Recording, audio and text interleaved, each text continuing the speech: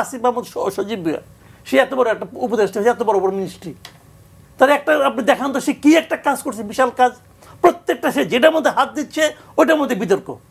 শেষে একটা ইলেকশন করবে, বিসিবি ইলেকশন, ওটার মধ্যে সে আঙুল ঢুকে বসে রয়েছে।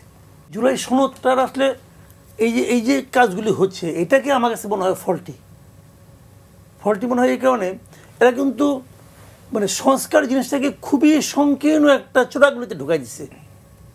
সংস্কার কিন্তু অনেক বড় জিনিস।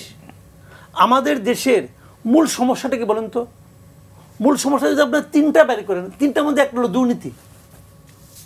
তো দুর্নীতির বিষয়ে কোনো কি আমাদের আলোচনা হচ্ছে? আপনি দেখেন যে আলোচনাগুলো পলিটিক্যাল পার্টিগুলি করছে। ভাই আগামী ইলেকশনে তারা ইলেকশন করতেছে, ইলেকশন করে জিততে চায়, ক্ষমতায় যেতে চায়, মূল উদ্দেশ্যটা কি? দুর্নীতি করা। এটা সোজা হিসাব।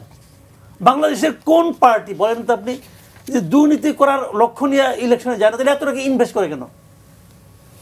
সে পার্লামেন্ট মেম্বার হবে, প্রত্যেকটা এমপি ইলেকশনে আপনার কত কোটি টাকা ইনভেস্ট করতেছে তারা, কেন? খালি দেশ সেবার জন্য? বা ওই টাকাটা পাবলিককে দিয়ে দেন, উপকার হবে।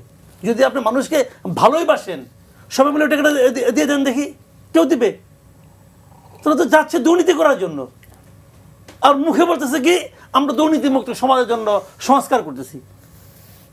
এক পাইছে মাথা মধ্যে একটা, আর কোনো স্বৈরাচার হবো না, প্রত্যেকটা এমপি স্বৈরাচার হবো এই বিজয়ী হওয়ার পরে। তার এলাকায় সবাই ক্ষুদ্র স্বৈরাচার হবে, জমিদার হবে, হবে না? হচ্ছে না? এটি তো আলটিমেটলি তো ওইটাই হবে। তো এই সমস্ত নাটক করার কোনো দরকার আছে? এগুলো নাটক রে ভাই। এটা হলো কি কিছু লোকের টাকা পয়সার একটা ব্যাপার স্যাপার হয়েছে, বিদেশ থেকে আসছে, তো 2 দিন পরে চলে যাবো, সব বিদেশি মাল বিদেশে চলে যাব। আমি তো মনে করি সবচেয়ে যেটা প্রথম যেটা প্রয়োজন, যত বিদেশি এখানে আসছে এই গভর্নমেন্টের মধ্যে একটা সংস্কার করা উচিত, যে সরকার পরিবর্তন হওয়ার পর 6 মাস তারা দেশের বাইরে যাইতে পারবে না। এই 6 মাসে প্রথম জাজ হবে, প্রথম যে বিচারটা হওয়া দরকার, এরা কি কি দুর্নীতি করছে তার একটা হিসাব নেওয়া, তারপরে একজনকে পাসপোর্ট ফেরত দেওয়া হবে। এটা কি আরম্ভ হয়েছে দেশের মধ্যে? এগুলো বা এগুলো আমরা বুঝি, ভালো মতো বুঝি। কয়েকজনকে দেওয়া হয়েছে, যে বিরাট একটা আন্দোলন হলো, যান প্রাণ দিয়ে দিল আন্দোলনে, যারা ছাত্র প্রতিনিধি, আর কি এদের নামে কি শোনা যায়?